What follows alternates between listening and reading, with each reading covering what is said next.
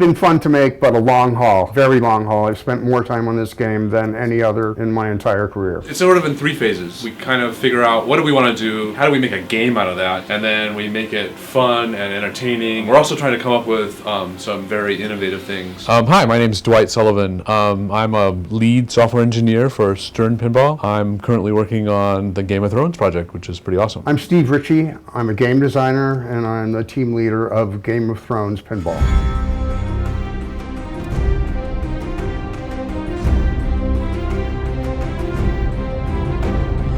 There's 2 halves to every game. There's the pinball side, where it's mostly about how do I score, how do I start multi-ball, how do I start jackpot. And then there's the theme. The theme has to be well integrated into the pinball side for it to make a great game. And of course, we want to make great games. In the past, I've worked pretty much on the same licenses over and over and over again for the last 17 years. Now that I'm here at Stern, I get to experience all these different genres. Game of Thrones is one of my favorite shows. This is great. I mean, who doesn't like a good dragon story? People love it. I'm a huge Game of Thrones fan. Everybody everywhere knows about Game of Thrones. It's an awesome book, and then HBO made an awesome show. It's like one of the most popular shows right now, and it's on a channel that you have to pay to watch. It's a show with fantastic action and excitement. Sweeping, huge battles. Knights, swords. It's got magic. It's got dragons. It's bloody. Sex, violence, you name it, it is.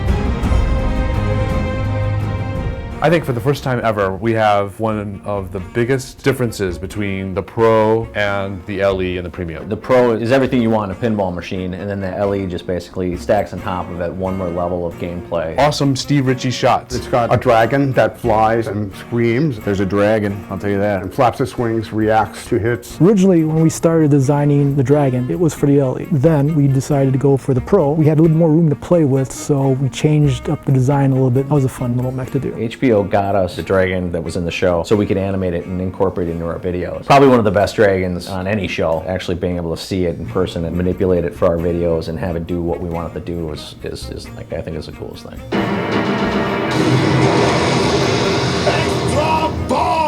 It's got a sword mechanism for multi-ball. It's kind of like a crossing gate. It's got a battering ram unit. You smash the ball into it and it smacks into a target. Battering ram's pretty cool. Mainly because if you hit it just right, it's rewarding, but it also sends the ball back at you. It's a risk-reward thing. It's like breaking down castle doors. You just kind of banged on the battering ram. So I think the Pro is awesome. Totally proud of it. This is one of the coolest LEs we've ever done. In addition to all of that, the LE has a large upper playfield. An upper playfield that's pretty crazy. That's huge, with 2 full-size flippers. This playfield will have different playfield multipliers, 2x and a 3x. You're going to battle castles and houses and dragons and White Walkers all up here. And then there'll be game rules, reasons to go up here just during main play when you're not in a battle and you just want to do stuff. Usually another playfield has the short flippers. This has actual full-size flippers. I don't know if it's ever been done. I think it does make it challenging. It's advanced. Stewie's Pinball was cool. In Family Guy, this is like twice that. Like Star Trek, every single light is going to be able to be any color. We can make the whole playfield red when you get a jackpot. We can make the whole playfield green when you get a lock. Is it convenient for you to fire off that extra ball effect?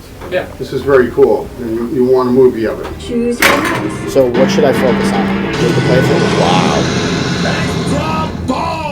I'll do it again. It has a nice elevator that brings the ball up to 2 different levels, either up to the upper playfield or off to the Iron Throne where you may visit or where you finally end up. That's the goal of the game, to reach the Iron Throne. The ball actually goes down a ramp and into the throne, so you can sit your ball as King of Westeros. This one has it all. It's like the Taj Mahal of pinball. And then we got some toppers in the works that will also add to that. I know I've ordered my machine. It's spectacular, one-of-a-kind machine. So we had to do a whole nother set of rules just for the LE, just for the Premium. I think that's a new thing. I think for the first time, the LE will get a multi-ball that the Pro doesn't have. I have a few favorite features. One of the things that my team and I did just recently is we added a reason to pick a different house at the beginning of the game. There's a power-up, if you will, different from house to house. So right off the bat, you're making a decision about what am I going to do, what's the path I'm going to take, how do I like to play this game. You choose your house. The Targaryens are a family as well. They're the 7th family, but you can't play them. You always have to battle the Targaryens. In fact, we're making that more special any of the other families. One of the cool features I like is the pop bumpers kind of play a slot machine game where each pop bumper represents a tile on the slot machine. It makes it more than just leveling up your pop bumpers. Another innovative thing that's been done only a couple times before, I'm calling Pictopops here, but it's going to have a more thematic name. Basically what it is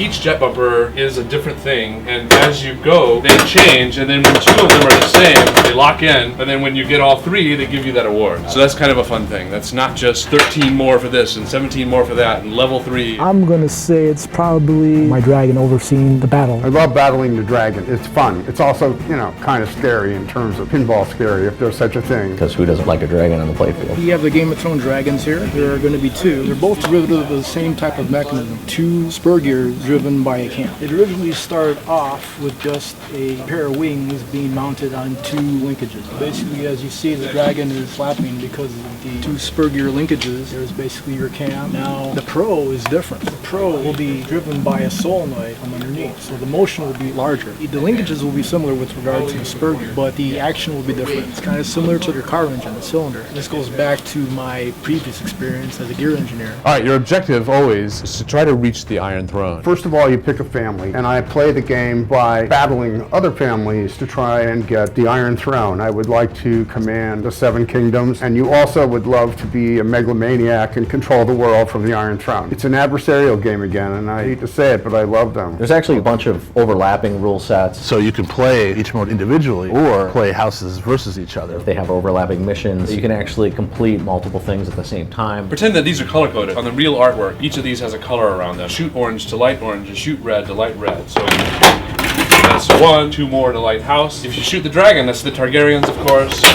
2 more to light Targaryens. 1 more. Targaryens are lit.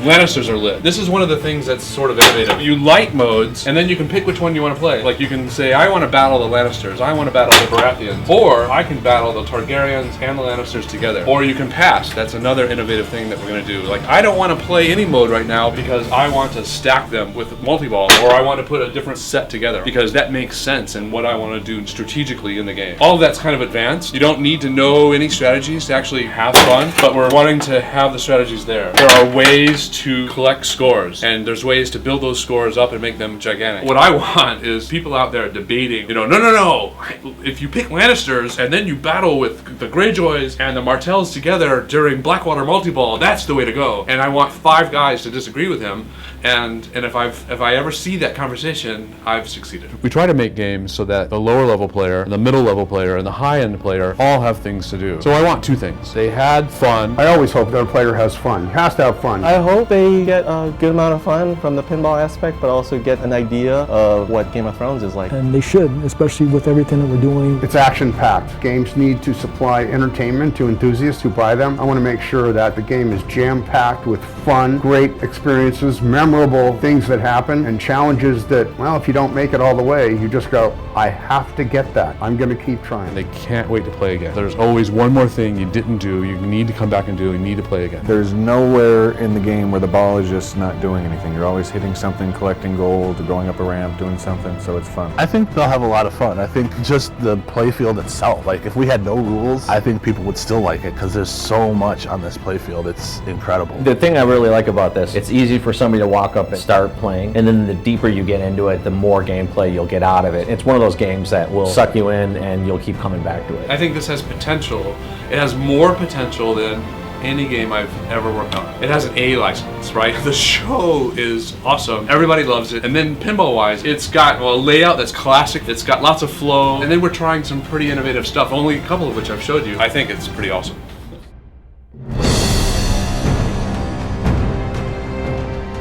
What character would I be? Which is a slightly different question than what's my favorite character. Oh man, wow. Jon Snow, of course. He does have a tough life, but what a challenge. It would have been Jon Snow if he hadn't got killed. Hopefully he'll come back as maybe a wolf or maybe as a zombie. I think I wouldn't mind being Joffrey just because he's so mean. I would love to be that mean. Hodor. Actually, no, I take back because I hate Bran. I'm gonna go with Tywin. I like him. I would say I want to be an ice spider, but I have not seen those yet. I've heard tale of them. I would probably be the Ice King, man. Who wouldn't want to raise the dead. Like, one scene in that show was awesome. He's like, I'm at your docks raising your dead, you know? What are you going to do about it? I think I would be Tyrion, because I'm not a fighter, I'm a thinker, and I like manipulating things behind the scenes. One of my favorite characters, though, is Arya. I relate to her, too. I think hands down, Arya is my favorite character. Anytime you got like a 13-year-old girl sticking people with swords, thumbs up. She's like a stealthy medieval ninja. Oh, sir, would you like to buy some oysters? Stick, stick. What family do I relate to most? Oh God, they're all dysfunctional. It's a lot like my family. All right, so the Lannisters are corrupt and evil. Lannisters are just creepy. Lannister, maybe because of Tyrion. Boltons are even creepier. And the Greyjoys are just bad. Nobody wants to be the Greyjoys. The Greyjoys are pretty creepy. We had to go through there and try to find something that represented the Greyjoys. It was tough. And the Starks keep getting beheaded. I would have to say I would align with the Starks, but they seem to die at a crazy rate. The Baratheons can't win a fight, but the Martells, they've been sitting back and they've been biding their time. They've got their own strong beliefs and worldviews, and I think I can relate to that. The Cleganes, of course. They're the most brutal, weird, nasty people on Earth. I guess probably the Starks. I guess I'd have to stay with the Starks. They're about the only ones with a moral compass that's still true, which is also part of their downfall. I guess it would be the Starks. Got a very regal, noble background, and they're fighting back. Possibly the Starks. My for realsies last name is Stark, so I kind of have to go with Stark. But at the same time, I don't want to die. That's a problem.